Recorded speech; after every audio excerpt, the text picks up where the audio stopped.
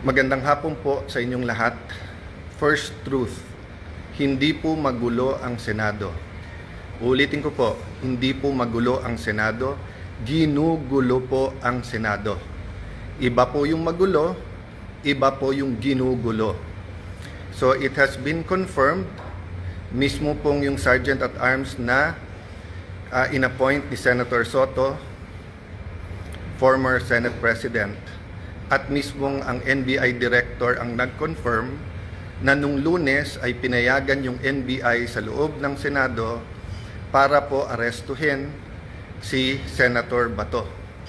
Makikita nyo ang intensyon din po ay wag po siyang pabotohin. Yun po ang intensyon.